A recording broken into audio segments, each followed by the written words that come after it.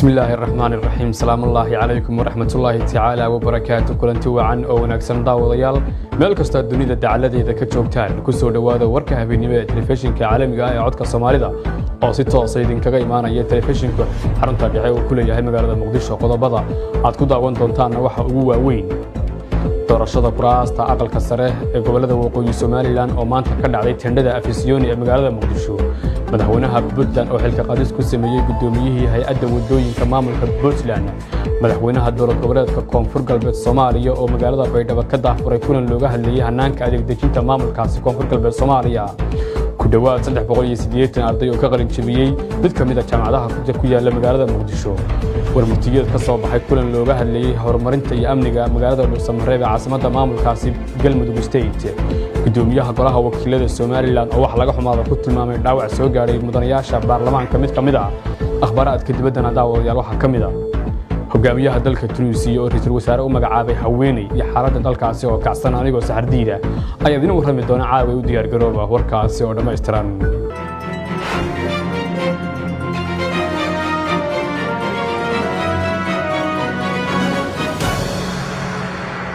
doorashada kuraasta aqalka sare ee gobolada waqooyi Soomaaliland ayaa maanta ka dhacday tendhada Afisyooni ee magaalada Muqdisho Maxamed Faracade ayaa warkani inoo soo diray tendhada Afisyooni ee magaalada Muqdisho maanta waxaa ka dhacday doorashada 6 kamid ah kuraasta aqalka sare ee ka soo galaya gobolada waqooyi ee Soomaaliland ugu horeyn Cabdi Xaashi Cabdullaahi oo ahaa gudoomiyaha aqalka sare ee baarlamaanka federaalka Soomaaliya ayaa noqday senatarkii u horeeyay ee aqalka sare ee gobolada waqooyi kadib markii uu u tanaasulay musharaxii la tartamayay oo ahaa Saciid Cumar Xuseen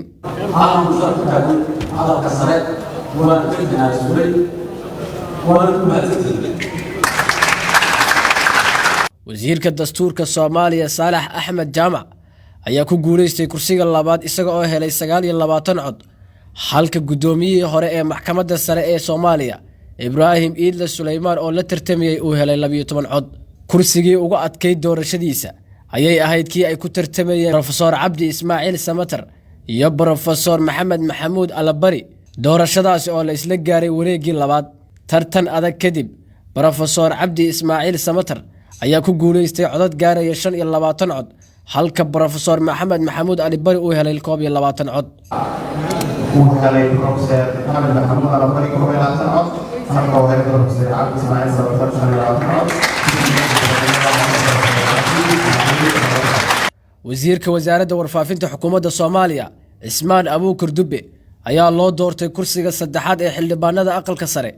waxaana uu helay codad gaaraya 28 cod halka musharaxii la tartamayay oo ahaa Cabdikariim Maxamed Xasan uu ka helay codad gaaraya 17 cod kursiga shanaad ayaa waxaa ku guuleystay Leylo Axmed Ismaaciil kadib markii uu u tanaasulay musharaxii kursiga kula tartamayay oo ahaa Maxamed Maxamuud ergada ayaana Leylo Axmed Ismaaciil ugu codeeyay cod gacan taag ah waxaana ay heshay 39 cod halka 6 kalena ay ka aamuseen kursiga lixaad ee maanta doorashada lagu soo gabagabeeyay ayaa waxaa ku guuleystay Bilaal Idriis Cabdullaahi oo helay 37 cod halka Saynab Axmed Boqorre oo la tartamaysay ay heshay 8 cod ammaanka goobtan ay ka dhacayso doorashada ayaa waxaa ku sugnaa ciidamada booliiska federaalka Soomaaliya iyo ciidamada AMISOM kuwaas oo sugayay amniga doorashada maalinta Brito ayaa la filayaa in lagu soo gabagabeeyo doorashada halkan iyagoo ergadu ay dooran doonto 5 senatar ee hartay Maxamed Faracade VOS tendhada Afisyooni madaxweynaha Puntland Saciid Cabdullaahi Dani ayaa xilka qaadis ku sameeyay gudoomiyaha hay'adda wadooyinka maamulka Puntland sida uu ku waramaya Cabdisalaan Axmed Wardheere madaxweynaha maamulka Puntland Saciid Cabdullaahi Dani ayaa xilka qaadis ku sameeyay gudoomiyaha hay'adda wadooyinka maamulkaasi Puntland Cabdiqaadir Cali Xirsi qoraal ka soo baxay madaxtooyada Puntland ayaa lagu yiri markuu arkay madaxweynaha Puntland dastuurka u yaala maamulkaasi qodobka 8aad markuu arkay baahida loo qabo horumarinta hay'adda wadooyinka Puntland markuu garowsaday shaqooyinka baaxadda leh ee hor yaala hay'adda wadooyinka dawladda Puntland waxaa Cabdiqaadir Cali Xirsi laga qaaday xilka gudoomiyaha hay'adda wadooyinka Puntland waxaana si ku meel gaar ah shaqadaasi hay'adda u sii wadi doona gudoomiye ku-xigeenka hay'adda wadooyinka Cabdirasaaq Maxamed Xayir xilka qaadistan ayaa timid kadib markii dhowaan qoraal uu soo saaray gudoomiyaha xilka laga qaaday Cabduqaadir Cali Xirsi oo ku sheegay in wasaaradaha howlaha guud qorsheynta iyo maaliyadda Puntland ay la wareegeen shaqadii ay u xil saarneyd hay'adda wadooyinka Puntland waxa uu sidoo kale sheegay in dhammaan dhaqaalihii hay'addaasi ay si sharci darro ah ula wareegtay wasaaradda maaliyadda Puntland taasi ayaana loo aaneynayaa in ay soo dedejisay xilka qaadista lagu sameeyay maanta madaxweynaha maamulka koonfur galbeed Soomaaliya ayaa magaalada Baydhabo ka daafuray kulan looga hadlayay hanaanka adeeg dejinta maamulkaasi Aadan Cali Axmed ayaa qodobkan inoo soo koobaya madaxweynaha dowlad goboleedka koonfur galbeed Soomaaliya Cabdicasiis Xasan Maxamed Laftagareen ayaa maanta magaalada Baydhabo ee caasimadda ku meel gaarka maamulkaasi waxa uu ka daafuray barnaamijka hanaanka adeeg dejinta maamulkaasi koonfur galbeed Soomaaliya munaasabada daafurka ayaa waxaa ka qayb galay mas'uuliyiin ka tirsan maamulkaasi koonfur galbeed Soomaaliya ugu horeeyay gudoomiyaha baarlamaanka maamulkaasi Dr. Cali Saciid Fiqi ku-xigeenadiisa odayaasha dhaqanka maamulka degmada Baydhabo iyo qaybaha kala duwan ee bulshada ku dhaqan magaalada Baydhabo ujeedka daafurka mashruucan ayaana ahaa sidii bulshada ku dhaqan deegaanada koonfur galbeed Soomaaliya loo gaarsiin lahaa adeegyada dawliga ah sida waxbarashada caafimaadka iyo waliba biyaha madaxweynaha dowlad goboleedka koonfur galbeed Soomaaliya Cabdicasiis Xasan Maxamed Laftagareen oo khudbad dheer ka jeediyay daafurka munaasabadaasi ayaa waxa uu shacabka deegaanadaasi ugu warbixiyay muhiimadda daafurkan uu leeyahay siyaasadda dawladdan hadda aan madaxweynaha ka ah waxay tahay daadejinta nidaamka federaalka iyo gaarsiinta bulshada reer koonfur galbeed meel kastay joogaanba in la gaarsiiyo nidaamka federaalka ayna dareemaan lahaansho ayaga ay leeyihiin laba qodob oo ay markasuu wasiirka qorsheynta sheegay labada qodob ugu muhiimsan waxa waaye qof kasta oo reer koonfur galbeed kan degmada joogo kan tuulada joogo kan tuulada meesha ka sii hooseysa joogo inuu dareemo oo awoodna u helo cid maamul lahayd inuu asaga soo doorto intay isku yimaadaan ay doortaan cid tuuladan gudoomiyaha ka noqon lahayd heerkaas in la gaarsiiyo inta laga soo gudbo degmadii shacabkii deganaa intay isku yimaadaan inay dhistaan golo deegaan ayaga ay leeyihiin ay samaystaan oo la yidhaaho yaa ku habboon oo shaqada aan rabnay qaban karo oo ayaga ay soo xushaan stateki baarlamaankiisii in uu shacabka soo doorto sida hadda loo soo xulayo aan loo soo xulin la daadejiyo deegaanada ay tagaan degmooyinka ay tagaan degmooyin lagu qaybiyo degmo kasto baarlamaankeeda laga soo doorto sanduuq la dhigo shacabka ay soo doortaan codkooda ayaga ay ku soo doortaan madaxweynaha sidaas oo kale inuu shacabka soo doorto waxay tahay marka daadejintii iyo lahaanshihii dowladnimadii in dadkii la tuso oo dadkan ayaga maamulkooda ay gacantooda ku samaystaan iyo aragtidooda ay ayaga ku keensadaan cidna ayna u soo dooran midda labaad oo ugu muhiimsan waa in la gaarsiiyo adeegga bulshada adeegyadii bulshada oo xaqa u lahaayeen in la gaarsiiyo ilaa iyo meesha ugu hooseyso maxay tahay marka sidii lagu gaarsiinayo dadka sidaan idiin sheegay waxyaalo badan maamullo badan baa la soo maray maamulkii dowladdii kacaankii waa lagu soo aqliyeystay dowladihii ka sokeeyey waa la soo maray qof kasta oo maamulka ku jira wuxuu aaminsan yahay wixii loo dhiibo xilka loo dhiibo wixii magaciisa kaga aadan inuu isaga leeyahay maaha waxaan u shaqaynaysa bulshada waaye ninkan wasiirka caafimaadka haddii MCH la dhiso inuu isaga leeyahay uu aaminsan yahay haddii maanta dad Soomaaliyeed oo jaaliyada intay is soo abaabulaan ama bulshada meeshaas degan ay is abaabulaan isbitaal dhistaan ama MCH dhistaan shaqadeeda lagu haystaa oo ku leeyahay fahamkaas waa inaan fahamnaa maxaa dhacay mashruuc baa la bixinayaa magaaladan Baydhabo ka dhacday ceel baa la qoday mashruuci markii la helay nin baa la siiyey ninkii markii la siiyey ceelkii buu qoday meesha ka qodi lahaa uu cabiray guri asaga uu leeyahay uu ceelka ka qodaa markuu dhamaadana asaa ceelkii leh waa haysta ceelkiisa oo xiran yahay asaale lacagtii waxaa laga soo qaaday deeq bixiyaala bixiyey dawladda baa ku dartay ceelkii asaa haysta asuu xiran yahay marka ceelkii bulshada looma soo galin ceelka markii la qodo oo la sameeyo wuxuu rabaa in lagu wareejiyo maamulkii iska lahaa degmada waajib oo loo qoday ceelkii yaa la rabaa in maamulkii waajib lagu wareejiyo oo la yidhaahdo shacabkaa iskale waana adaa ka warhaynay sidoo u maamulaysa hadduu matoorkii halaabo iyo hadduu maamulkii halaabo wasaaradda waajibkeeda waa ka gudatay waxay u taallaa golaha deegaankaas iyo maamulkaas degmada yaa la rabaa inay maamulaan shaqadaasna aysan joogsanin dadkii iska lahaa oo loo sameeyeyna ay u siman yihiin oo ay kulligood la xajecelo ka hayso nin walba uu ilaashanayo derbiga hadduu dumana la dhisaayo maamulka ay dhisaayaan ciddii ku xadgudbayso qalad ku samaynaysana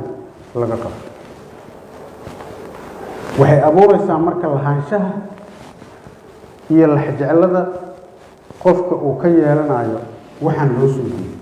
hal qof ma lahaan ee maamulkii baa iskale daadejinta municipality-ga ee adeegyada bulshada la sheegayo taas waa marka guddoomiyaha degmada ma laha wasiirka waxbarashada ma laha wasiirka arrimaha gudaha ma laha wasiir gooni oo hore male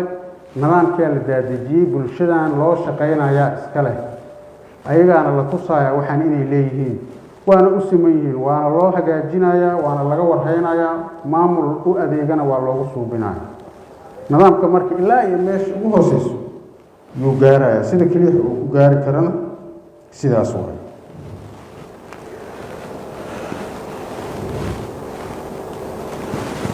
siyaasadda dowlad goboleedka koonfur galbeed waxay ku dhisan tahay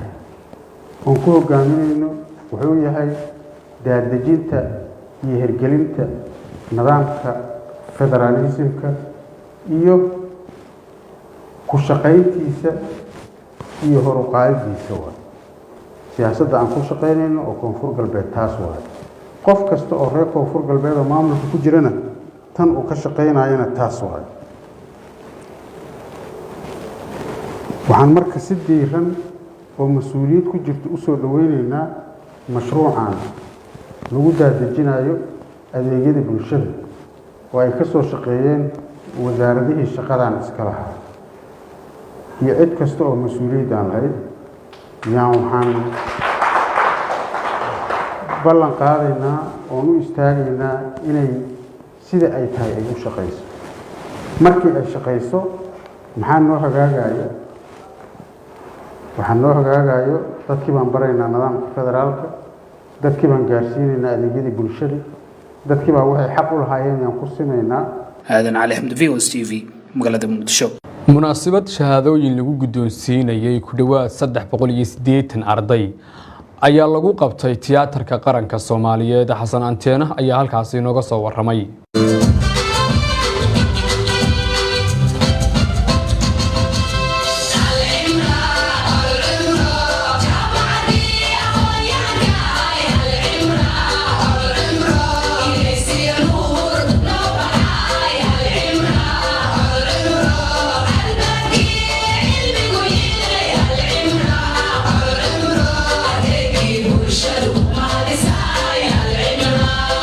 munaasabadan qalinka ay ku bedelanayeen dufcaddii shanaad ee kuliyadaha kala duwan ee jaamacadda Al-Cimra ee magaalada Muqdisho ayaa maanta waxay ka dhacday golaha murtida iyo madadaalada National Theatre ee magaalada Muqdisho munaasabadaasi ayaa waxa ka soo qayb galay qaar ka mid ah xubnaha golaha wasiirada xukuumadda federaalka Soomaaliya xubno ka socda aqalka sare ee baarlamaanka Soomaaliya iyo sidoo kale xubnihii aqalka sare ee dhawaan lagu soo doortay maamulka Hirshabeelle ugu horeyn halkaasi waxaa ka hadlay oo daahfuray munaasabadaasi madaxa boorka jaamacadda Al-Cimra Cabdirasaaq Ibraahim Aadan British isagoo markaasi ka hadlay ahmiyadda ay leedahay waxbarashada isagoo ugu hambaliyay ardaydan kaalintii muuqatay ay ka soo qaateen muddadii ay wax baranayeen shanaad ee ka qalin jabisa jaamacadda Al-Cimra maantii maanta anagu waxay noo tahay farxad gaar ah keenna ma la cabiri karo waxaan leenahay aan soo xasuusanayaa markay farxaddu badato galmudug waxay noo keeneen hal ku dhig lagu cabiro farxadda maanta oo kalena madaxa na furaad oo ma tafiin sidoo kale halkaasi waxaa ka hadlay xubno ka tirsan golaha wasiirada xukuumadda federaalka oo ugu horeeyay wasiir ku-xigeenka wasaaradda maaliyadda xukuumadda federaalka Soomaaliya Professor Cabdullaahi Qalluuc wasiir ku-xigeenka wasaaradda kalluumaysiga kheyraadka badda xukuumadda federaalka Soomaaliya Cabdullaahi Abshirow iyo sidoo kale wasiirka cadaaladda xukuumadda federaalka Soomaaliya Cabdullaahi Maxamed Nuur Jaamac maanta waxaan hor fadhiya jaamacadda Al-Cimra ka sokow jaamacadda aad u qiimeeyo culays badan lagu leh waa jaamacadda Professor carab uu ka yimid waa jaamacad culus rag badan oo mas-uuliyiinna soo saartay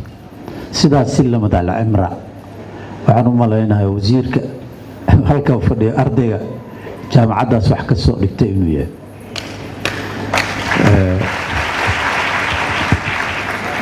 macalinka runtii waxaa farxad u ah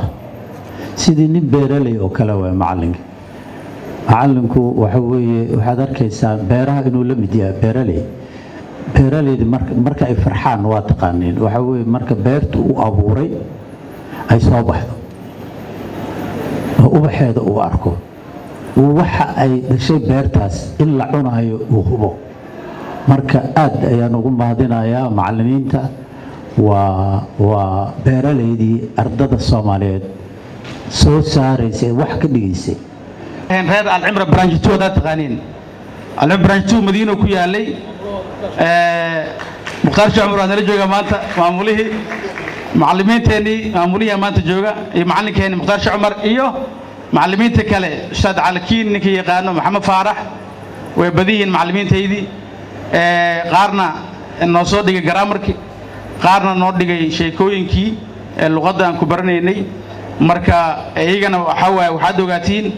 alcimra oo hadda jaamacad noqotay 2013kii waxay jaamacad ahayd 1989kii muddadaas ani marka waxaan soo galay sagaashameeyadii ardaydii markaas ka faa'iideystaan ahaa marka alcimra branch 2 annagoo waxa imaan jirnay alcimra branch 1 aan waxaan imaan jirnay tartamo waxaan tagi jirnay alcimra branch 4 sidoo kale marka branchiyadu way badnaayeen branch 3 marka waxa ay arday tartamaysa oo luqadda aad markaas loogu abaabiyay alcimra darteeda marka annaga aan iskoolaadkeeni dugsiga dhaxana u noqday mid oo English ku baxa oo aniga waxaan ahaa ardaydii almasal iyaga sabab u ahaa inaan almasal galo qiimaha badan ayaa halka aan ka helno garsoorayaasha xeer ilaaliyaasha qareennada iyo guud ahaan sharci yaqaanada iyo xeer beegtida sidaa daraaddeed hay-adaha tacliinta sare ee dalku waxa ay safka hore uga jiraan bahweynta cadaaladda ee ummaddu ka sugayso inay isbeddel dhaba ka sameeyaan adeegyada cadaaladeed ee bulshada loo fidiyo waxbarashada cadaaladda jamhuuriyadda federaalka Soomaaliya waxa ay waqti dheer wasaaradda cadaaladda jamhuuriyadda federaalka Soomaaliya waxay waqti dheer ku shaqeynaysay aragti suuban oo ku salaysan in hay-adaha tacliinta sare ee dalka iyo wasaaradda shirko kula yihiin shaqada qaran ee dalka u hayso waxaan ballan qaadaynaa aniga oo ku hadlayo magacayga iyo kan ra'iisul wasaaraha jamhuuriyadda federaalka Soomaaliya Maxamed Xuseen Rooble in jaamacadaha Soomaaliyeed gaar ahaan kuwa bixiyo culuumta sharciga iyo qawaaniinta xiriirka la leh inay heli doonaan fursado ay uga qayb qaataan dejinta iyo daadejinta siyaasadda qaran ee cadaaladda iyo garsoorka Soomaaliyeed insha Allah gudoomiyaha jaamacadda alcimra ee magaalada muqdisho ayaa waxa uu ku ammaanay sidoo kale dadaalkii ay muujiyeen ardaydaasi isagoo arrimahaasi ka hadlayna waa kan Allah subhanahu wa ta'ala oo maanta noo suurtageliyay xafladan qiimaha iyo qaayaa leh ee maanta National Theatre-ka noo ogolaaday inaan ku dhigano markii xigta waxaan u mahadcelinayaa wasiirka cadaaladda wasiirka kalluumaysiga Ustaad Abshirow xildhibaanada aqalka sare xildhibaanada Hirshabeelle xildhibaanada aqalka hoose ee nagala jooga Ustaad Khalid iyo tiim kale waxaan kaloo u mahadcelinayaa waalidiinta sharafta leh sidoo kale waxaan u mahadcelinayaa ardayda qiimaha iyo qaayaa leh ee maanta runtii ka qalin bedelinaysa xafladan oo ah tii shanaad waxaan jeclaaday si sharaf leh oo aan la soo koobi karin inaan kala soo qayb galo farxadda aan la soo koobi karin aan kala qayb qaato qalinjabiyaasha jaamacadda caalamiga alcimra.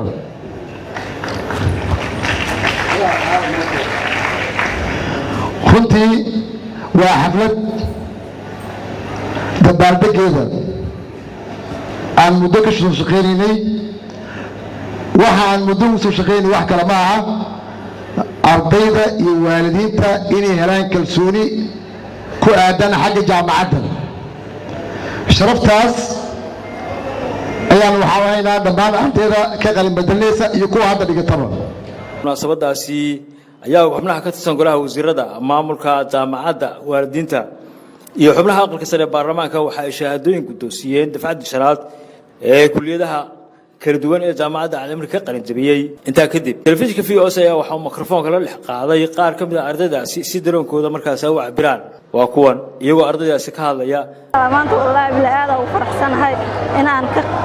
ka mid noqdo ardayda oo maanta ka qalin jabinaysa jaamacadda Al-Imra. 3 sano ayaa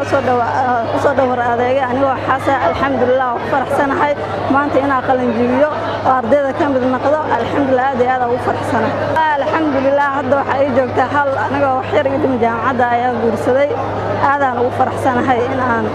ka mid noqdo ardayda maanta ka qalin jabinaysa jaamacadda Al-Imra. ilaa kasoo waxa garab igu siiyay maanta inaan heerkan soo gaaro waalidiintayda xaajigayga aad ay u mahadsan yahay Cabdullaahi Maxamed Cusmaan. fantastic aad u faraxsanahay inaan maanta halkan aan soo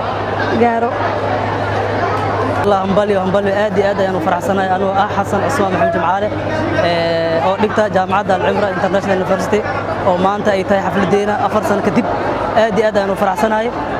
وحن خلنجي كلية شرعية قانون وحن سوى ذي أفر سنة ينسوى ذي جود الدلال لك بعد ما أنت آد أنا فرحسنا إن هيرك أنا سوجارو أنا خلنجي كلية شرعية والقانون. xasanteena VOS TV muqdisho. warmurtiyeeda ayaa ka soo baxay kulan looga hadlayay horumarinta amniga magaalada Dhuusamareeb ee caasimadda maamulka Galmudug State. kulan ballaaran oo ay ka qayb galeen waxgaradka odayaasha dhaqanka xubno ka tirsan golaha wasiirada Galmudug iyo mas'uuliyiin kale ayaa maanta lagu qabtay magaalada Dhuusamareeb ee caasimadda Galmudug. kulankan ayaa looga arrinsanayay sugidda amniga doorashada Galmudug iyo ilaalinta nidaamka dawliga ah ay ku midaysan yihiin beelaha Galmudug wadaaga. ugu horeyn qaar ka mid ah nabadoonnada kulanka ka hadlayay ayaa ugu baaqay dadka doonaya inay nabadgelyo darro ka abuuraan deegaanka ka waantoobaan arrinkaasi isla markaana ay ka digtoonaadaan inay qori wax ku raadiyaan. adigu sariyo guuta ama gaashaan la sara oo lagu yaqaan intaad weerar soo qaado xabad aakayo $1 joogta hal ugu dhufto dhibaato waa dhibaato. waxa kale oo dhibaato niba waxa loo dhiibay guuto dhan ama gaas dhan baa loo dhiibay meel ilaahu kaga yimid waa wareejiyay ma asaga wareejiyay oo colkii ka soo jeeda ku wareejiyay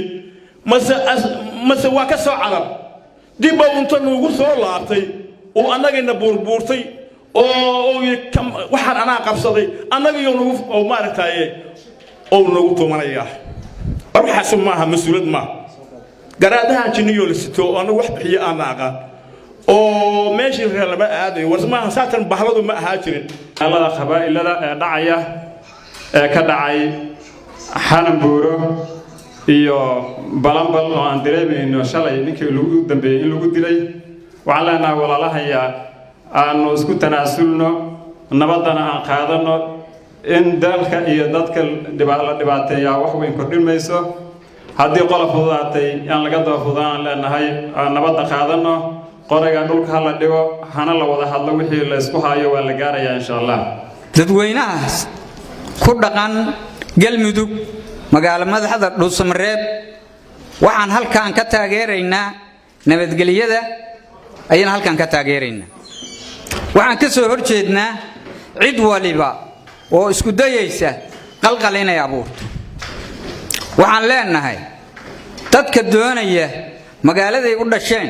oo ay ku dhaqmeen oo ay ku dhaqan yihiin doonaya inay qalqal geliyaan waxaan leenahay ka jooga haddana ka joogaan leenahay waa magaaladeennii waa magaaladii aad ku dhaqanteen oo ku dhalateen haddana rabtaan aad ku dhaqantaan meesha adiga aad ku dhalato ku dhaqantay inaad caasi ku noqoto oo aad tiraahdo xabad baan wax ugu doonayaa oo waa qalqalinaya oo ummadan qaxinaya ilaahi subxaanahu wa tacaalaaha asagaa weynoo waaxid ah oo ummaddan adiga abuurtay ee dadkaa haddii hanuun u qoran yahay soo hanuuni haddii uusan hanuun u qoraynna shartooda ilaahay naga kaafiyo wasiirada dowlad goboleedka galmudug ee kulanka ka qayb galay ayaa sheegay in ay dowlad goboleedka galmudug ku garab taagan yihiin sugidda amniga galmudug waxayna sidoo kale ku baaqeen in cid walba oo wax tabanaysa ama kursi doon ah ay si nabad ah wax u doonayso ku raadiso kana fogaadaan qori iyo xoog inay wax ku doonaan waxayna intaas ku dareen in qolyaha wadaadada ah ee bohol isku urursanaya ay doonayaan inay waxyeeleeyaan wadajirka bulshada galmudug iyo xasiloonida amniga inay ka waantoobaan oo hankooda si nabadgelyo ah ku soo bandhigaan bulshadana u soo gudbiyaan maamulka galmudugna wuxuu ka saaran yahay difaaca deegaanka in ay dadku isashan karaan waxaa la rabaa in magaaladan danteeda aan ka hadli karno inaan ka hadli karno horumarka ka socda aan dhihi karno waa horumar anagu aan leenahay ciddii xukun rabta waa inay from hobyo ilaa iyo gurceel ilaa iyo balambal qof rabta inay xukunto waa inay noqoto waa inaysan noqonin qof gurceel iyo dhuusamareeb keliya u socoto sida kaliya ee lagu xukumi karo from hobyo ilaa iyo gurceel ilaa iyo matabaan meesha la yiraahdo balanballe lagu xukumi karana waa in loo soo tartamo oon xabad lagu raadin xilka galmudug ugu sareeya kadibna sidaas ay noqoto dawlad loo dhan yahay oo qof kasta oo xilkeeda uu ka shaqeynayo inay noqoto waaye baryahan dambe aynu maqlaynay amaba diyaar ah oo aad aan xoogaa lagu nahay in furun kale ay nagu furantay waxaa nasiib darraa markaa in arrintaasi aysan ku habbooneen maanta galmudug intaan xoogaal bay u ahaayeen galmudug meesha laga keenay waxaa laga yaabaa dowladda federaalka haddii maanta ay dhammaato in 2 asbuuc ama 3 asbuuc ama 4 asbuuc lagu dhisi karo dowladda federaalka laakiin galmudug ma filayo in ra'iisul wasaare dambe inta yimaada 40 cisho ku fadhina meeshaan macna weyn iyo qiimo weyn bay fadhisaa galmudug wixii rabaa inay xukumaan waqti yar baa ka haray oo 2 sano ka yar ha u soo diyaar garoobeen doorashaha galeen haddii la doortana ha xukumeen dadkuna waa adeecayaan wixii intaas dheer dowladda ayaa u xilsaaran difaaca shacabka iyo difaaca galmudug waxay xaq u leeyihiin shacabkan meesha jooga dowladooda ay doorteen inay difaacdo marka waxaan leenahay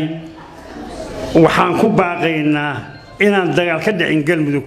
waxaan ku baaqaynaa aqalku inuu taliyo waxaan ku baaqaynaa in aakhiro la fiiriyo xasiloonadaas marka si loo ilaaliyo waa in dowladnimada la garab istaagaa dowladda dadka hadda xukunka haya oo madaxweynaha galmudug ugu horeeyo teeram ay leeyihiin teeramkooda markuu dhamaadana waa la bedelaa shalay sidii teeram cusub loo sameeyay markaas doorasho loo galay laakiin waxa haraaho baaqiga noqonaya nidaamkaas galmudug oo caasimada ah arinta ku saabsan abaabulka iyo howlaha ka socda deegaanada runtii anaga hal cadow aan leenahay oo la yiraahdo shabaab oo halka naga xiga oo dawladdu ay ku sii jeeday laakiin waxa la yiraahdaa Soomaalidu dhaqan ay leedahay qofka markaad cadow iska dhicinaysa dhabarka toogtaahay dadka lama sinna ninka marka raba inuu maanta waqooyi anoo bar iska ilaalinayna inuu inta galbeed ciidan ku abaabulo magaalada ku soo weeraro waxaan leenahay dhabarku dadka ka toogana marka dhabarka inuu ka toogtana inaad fahantaan inay saxayaan odayaashu fahmaan runtii waa ku dhiirigelinaynaa waana ku amaanaynaa khibrada bulshada amniga si guud dawladda mas'uulka laakiin waxaan rabaa taariikhda inaan dib wax u laabto dadka hadda la sheegay inay galbeedka ciidan ku abaabulayaan magaaladan 2015 markii caasimad inay noqoto loo dagaalamayay galbeedkii degnaayeen inay meesha caasimad noqotana ma aysan rabin ciidanka siyaasadda u abaabulayeen maanta caasimadii aan haysano dawladii degan tahay oo hay'adaha kala duwan degan yihiin oo UN-kii hadda xarun ka samaysanaya inay soo degaan rabaan inay haddana ciidan kala abaabulaan runtii ma laga yeelayo mana laga aqbalayo kulankan ayaa ugu dambeyn laga soo saaray warmurtiyeed waxaana warbaahinta u akhriyay afhayeen Bashiir Maxamed Salaad Sanka ka soo saareen qodobada soo socda number 2 beesha cayr waxay taageersan tahay isla markaana ay garab taagan tahay nidaamka dawliga ah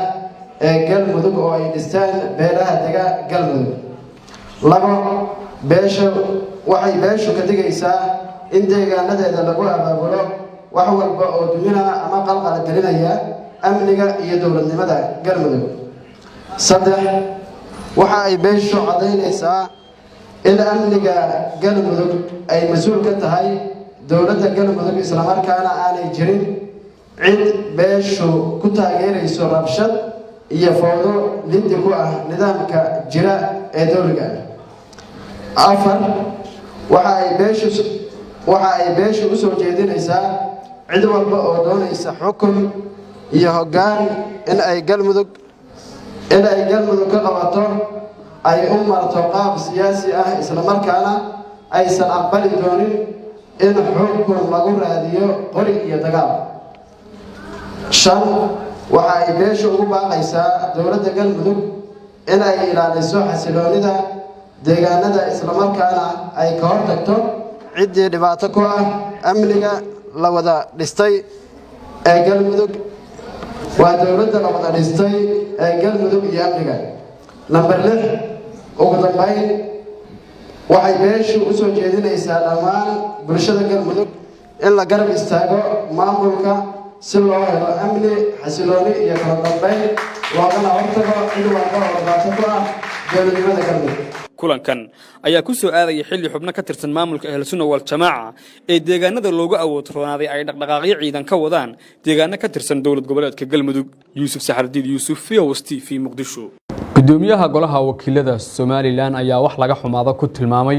dhaawac soo gaaray mid ka mid ah mudanayaasha baarlamaanka maamulka Soomaaliland. warkan waxay noo soo koobaysaa Khadra Cali Jimcaale. gudoomiye ku-xigeenka koobaad ee golaha wakiilada Soomaaliland Siciid Mira Faarax Giire oo ku hadlay magaca shir gudoonka xildhibaanada ayaa si adag u cambaariyay falkii lagu dhaawacay gudoomiyaha guddi hoosaadka arrimaha gudaha iyo nabadgelyada ee golaha wakiilada Soomaaliland xildhibaan Axmed Nuur Garuuje. gudoomiyaha ayaa wasiirka arrimaha gudaha iyo madaxda amniga ka dalbaday in si degdeg ah wax looga qabto sharcigana la horkeeno ninkaas sida mas'uuliyad darrada ah falkan ugu kacay. Suldaan Saleebaan Habaar oo kamid ah odayaasha dhaqanka Soomaaliland ayaa gacanta ula tagay xildhibaan Axmed Nuur Garuuje waxaana suldaanku dhaawac uu ka gaarsiiyay xildhibaanka dhanka madaxa. gacanka hadalkan ayaa sababay kadib markii hadallo kulkul ay isku weydaarsadeen horaan warbaahinta. saaka waxaan runtii ugu yeeray saxaafadda dhacdo ka dhacday saaka magaalada Hargeysa caasimada Jamhuuriyadda Soomaaliland oo lagu farasaaray xildhibaan qaran oo xasaanad leh xildhibaan Axmed Nuur Garuuje. waxaan markaydu ku yeernay dhaawac qaba gacanka hadal ku dhacay sida sharciga waddanku xusayaan haddii gacanka hadal dhaco dee dembi baa dhacay tan loo iman xasaanadda mar haddii gacanka hadal dhaco oo qof wax yeelo sharciga wuxuu qabaa in qofka wax dilay ee wax geystay sharciga la hor keeno. waxaa intaa dheer xildhibaanku waa xildhibaan qaran xasaanad buu leeyahay dembiga dhacayna maaha dembi qof laga galay waa dembi golaha laga galay. waad aragtaan dareenkii xildhibaanadoo dhan way joogaan. aad baanu marka koowaad arrintaa u cambaareenna uga xunnahay in xildhibaanadii qaranka ee la soo doortay ee dalka iyo qaranka u ahayd inay sharciga u sameeyaan gacan la saaro. aad baan runtii uga xunnahay waana runtii arrin aanu cambaaranayn oo ka xunnahay. marlabaadka waxaanu rabnaa in la soo taago ka codsana bikulli ixtiraam si ixtiraam leh oo degdega in loo soo taago ninkii odaga ahaa ee gacantaa geystay in la soo xidho sharciga la hor keeno. isaga wasaaradda arrimaha gudaha taliyaha booliiska wasiir ku-xigeenka amniga waxaanu rabnaa arrintaas oo runtii aad aragtaan dareenka xildhibaanada dareenkaygoo dhammaantayo gudoon ahaan ka xildhibaan ahaanba aanu aad uga xunnahay oo hadday taasi dhacdo aanay noqon karin xildhibaanada qaranku dayna shaqada qaranka waa ay guteen iyadoo dowladnimadu tahay boori qura oo isku mid ah oo laamo kala duwana oo sharci dejinayo fulintii ah. aad baan uga xunnay waa cambaarayna waxaanuna wasiirka arrimaha gudaha iyo cidda khuseysay amniga ka rabnaa uga fadhinaa inay sharciga hor keenaan ciddii dembiga geysatay. aad iyo aad baa u mahadsantihiin. Khadra Cali Jimcaale VOST TV Muqdisho. markanna wararka dheeraadka ee ku soo dhacaya warqabadka telefishinka codka Soomaalida aan idin gudbiyo. hibaaq iyo intii maalinta la geeriyootay dhammaantood ilaahay naxariistii janno Allah siiyo dembigooda Allah dhaafo qabrigooda Allah u waasiciyo annagana ilaahay nagama dhigo kuwii fidnooba gadaashood. runtii hibaaq Abuukar horaa loo sheegay waxay ka mid ahayd shaqaalaha ugu kartida badan ugu dadaalka badan ugu wax soo saarka badnayd. waad ogtihiin hawsha ay baaxadda leh ee xafiiskan ka waday runtii waa hawl culus oo ku saabsaneed howlaha haweenka ama genderka oo maanta lagu guda jiro doorashooyinka qaybna ku lahayd sidii dumarka Soomaaliyeed qayb muhiim ah oo muuqato ay uga qayb qaadan lahaayeen doorashooyinka dalka ka dhacayo. hibaaq naxariistii janna daawadayaal weli waxaad daawanaysaan warkii habeenimo ee TV-ga VOS TV iyo markana akhbaaraadka dibadda hogaamiyaha dalka Tunisia ayaa markii ugu horeysay taariikhda u magacaabay haweeney inay dalkaasi ka noqoto ra'iisul wasaare madaxweynaha Tunisia Qays Saciid ayaa markii ugu horeysay haweeney Najla Boundin u xil saaray inay xukuumadda ka dhisto Tunisia 2 bilood kadib markii la eriyay golihii wasiiradii hore sida ay madaxtooyadu shaacisay maanta Boundin ayaa lagu amray inay soo dhisto xukuumadda sida ugu dhaqsaha badan ayaa lagu yiri war-saxaafadeed ka soo baxay madaxtooyada waxay dhalatay 1958 iyadoo ahayd saynis yahanad tababar bixisa Boundin ayaa asal ahaan ka soo jeeda goobta oo ka soo jeeda madaxweyne Saciid Qays oo ka soo jeeda magaalada Crown dadweynaha ayaan aad u aqaanin haweeneydan Saciid ayaa marar badan ku adkaystay magacaabista haweeneydan markii ugu horeysay hogaamin doonta dalka Tunisia waxay sharaf u tahay Tunisia waxayna u tahay abaalmarin haweenka Tunisia ayuu yiri madaxweyne Qays Saciid daawadayaal qodobkaasi ayaa u dambeeyay warkayaga habeenimo anigoo saxardiida ayaa idin la socodsiinay intaynu warcan karo kala dib ugu kulmi doonana salaamullaahi calaykum waraxmatullaahi tacaala wa barakaatuh